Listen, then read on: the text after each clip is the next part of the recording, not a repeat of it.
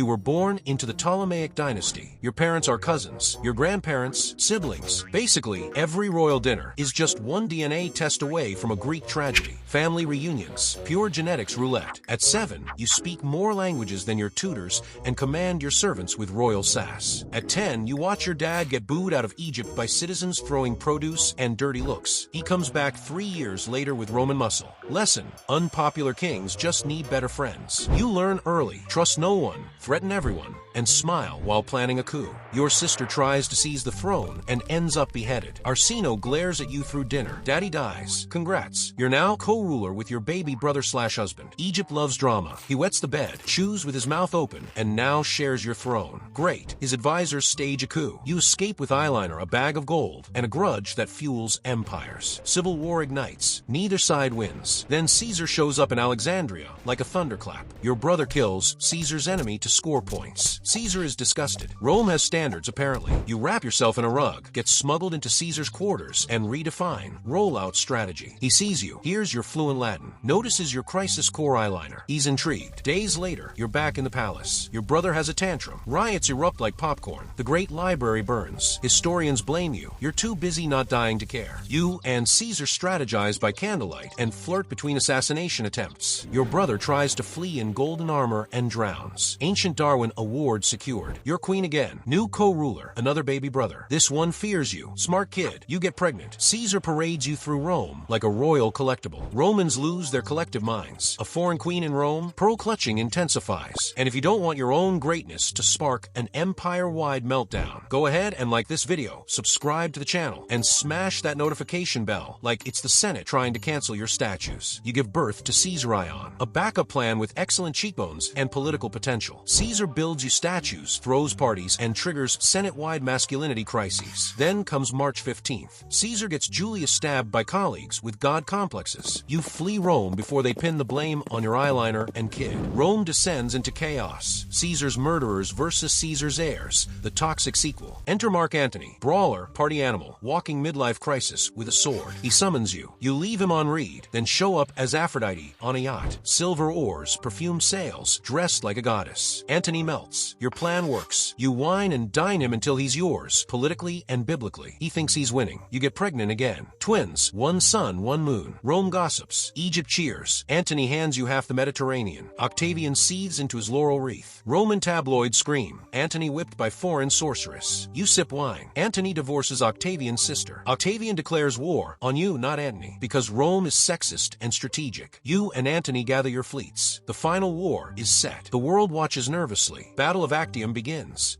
Naval chess match with everything on the line. You make a move. You retreat early. Antony panics. Follows you. His men watch their leader abandon ship. Octavian wins. Easily. He marches toward Egypt. You prepare for the inevitable reckoning. Back home, you fake your death. Antony gets the memo and stabs himself dramatically. Plot twist, you're alive. His dying breath fogs up your last romantic illusion. Octavian arrives in Alexandria, smirking like a man who already printed his victory posters. He wants you in chains for his Roman parade. You say, not today, Caesar light. You bathe, dress in gold, send a final letter, eat a last meal, reach for the basket. Hidden beneath the figs, a venomous ASP, your final accessory. Stylish and deadly. You dismiss your servants, write a final command, and curl onto your couch like a queen. The snake strikes. You don't scream. You don't flinch. You reclaim control of your ending. Octavian's guards burst in moments later. You're gone. Regal even in death. He wanted a chain trophy. Instead, he gets a corpse that still beats him to the punch. You ruled an empire, spoke 7 languages, and played Rome like a fiddle. Historians remember your lovers. They forget your legislation, your reforms, your rule. They call you seductress, temptress, destroyer. Never strategist, leader, queen. Statues crumble.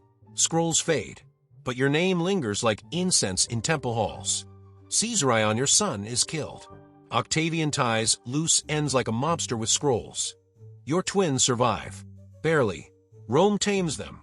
Their bloodline diluted. Their glory erased. Alexandria becomes a Roman city. Your palace is repurposed. Your temples defaced. Octavian becomes Augustus, first emperor of Rome. Thanks in part to you.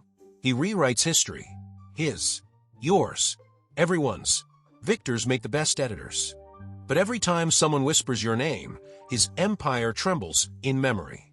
And if you've got another poor soul you'd like to see suffer on this channel, drop their name in the comments. We might roast them next. In the meantime, click on the video popping up now to find out why being that person also totally sucks.